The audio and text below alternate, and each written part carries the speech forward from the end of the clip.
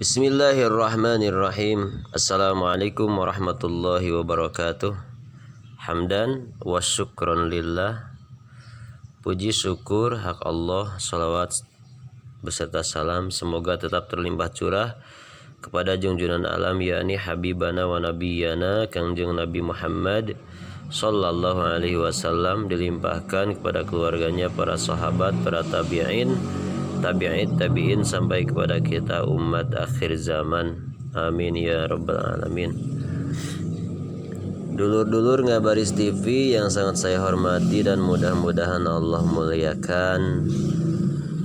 Pada kesempatan saat ini insyaallah saya akan memulai edisi pertama tentang cerita-cerita yang insya Allah ada banyak hikmah yang didapat daripada cerita-cerita yang akan saya suguhkan. Pada kesempatan hari ini, di edisi pertama hari ini, cerita yang saya akan ambil yaitu tentang berpikir positif, di mana dalam kehidupan sehari-hari kita harus tetap berpikir positif. Apapun kejadiannya, apapun yang menimpa kita, kesenangan, senang maupun susah, suka maupun duka, tetaplah berpikir positif, karena di balik semua kejadian pasti ada hikmah yang akan kita dapat, terutama kesulitan-kesulitan, cobaan-cobaan, ujian-ujian yang menerpa, pahit, rasa pahit dalam kehidupan, pasti di balik semua itu ada hikmah. Kalau kesenangan, tentunya pasti kita merasa lega, lapang, pikiran tenang kalau berbicara soal senang. Tapi berbicara soal pahit, tentunya berpikir pun sulit jernih, hati pun serasa sempit. Nah, hal itu yang membuat kita harus tetap berusaha berpikir positif. Selamat mendengarkan cerita yang akan sangat saya suguhkan tentang berpikir positif. Pada zaman dahulu ada seorang raja yang setiap pergi berburu selalu ditemani oleh seorang sahabatnya yang terkenal akan ketakwaannya. Jadi ada seorang sahabat, dua orang yang bersahabat, yang satu raja, yang satu sahabatnya adalah rakyat biasa tapi mempunyai ketakwaan yang luar biasa di dalam dirinya. Diajak berburu. Tiap kali raja menemui sesuatu yang tidak mengenakan, sahabatnya selalu berkata, "Semoga itu baik, insya Allah." Kata-kata ini selalu diulang-ulang pada setiap kejadian yang secara lahir adalah kejadian buruk. Jadi setiap kejadian yang kelihatan emang terasa buruk, sahabat yang mulia ini selalu berkata, "Semoga itu baik, insya Allah." Pada suatu hari, sang raja berburu bersama sahabatnya. Jari raja terkena tombak dan terpotong. Si sahabat berkata, "Semoga itu baik, insya Allah." Padahal si raja jarinya terkena tombak dan jarinya pun terpotong, tapi sahabatnya berkata, "Semoga itu baik, insya Allah." Raja marah dan memerintahkan pengawalnya untuk memenjarakan sahabatnya. Ya lamun ningang ka urang ge sami lah gitu panginnya. Nalika urang cilaka tapi babaturan urang kalakah nyebat kitu misalnya, pasti lah ngamak sigana fitrah manusia. Ada raja yoge marah marentahkeun pengawalna pikeun menjarakeun sahabatna nyalira kulantaran aya ucapan eta. Saat pengawal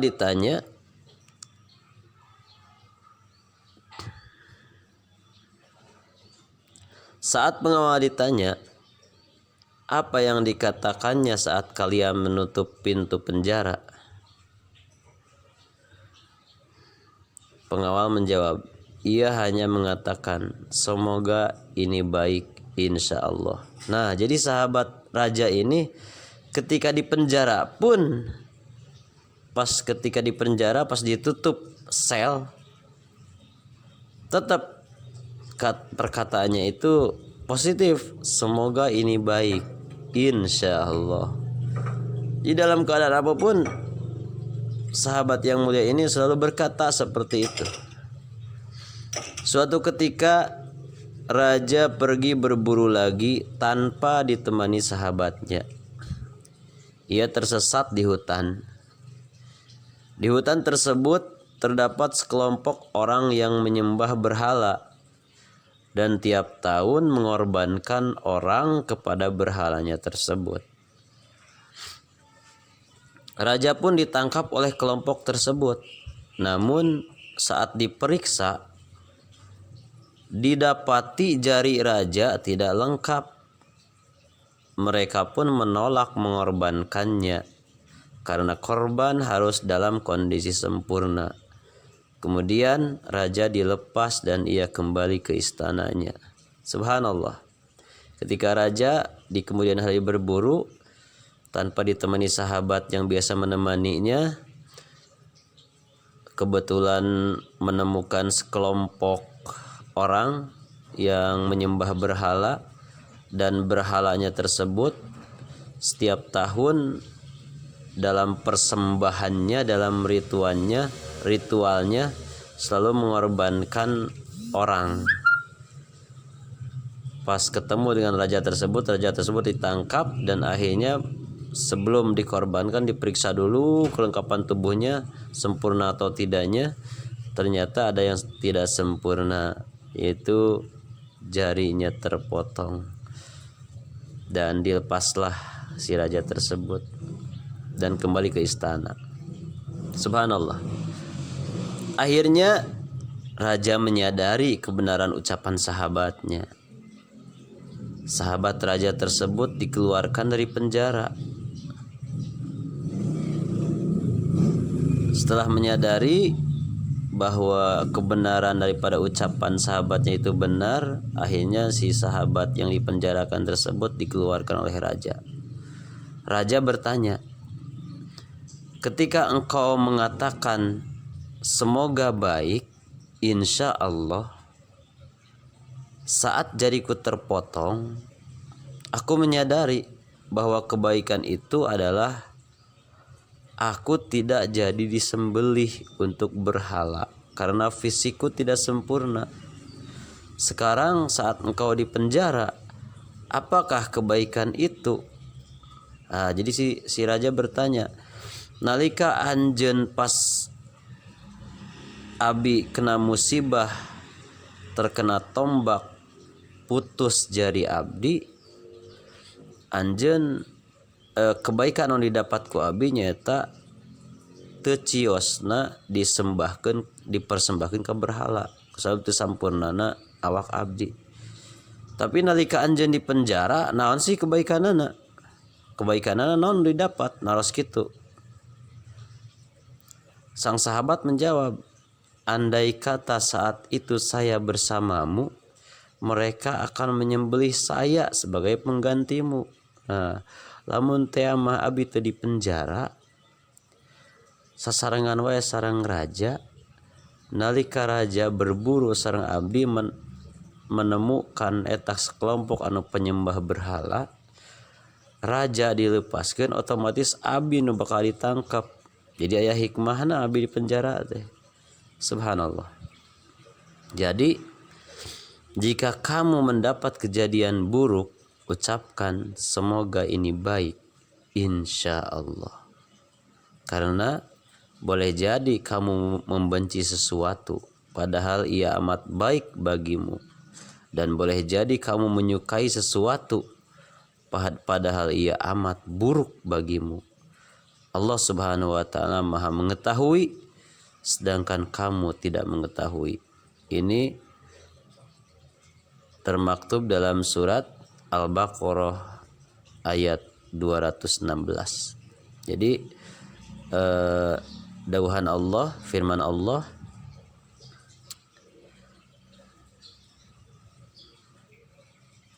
boleh jadi kamu membenci sesuatu padahal ia amat baik bagimu, dan boleh jadi kamu menyukai sesuatu padahal ia amat buruk bagimu.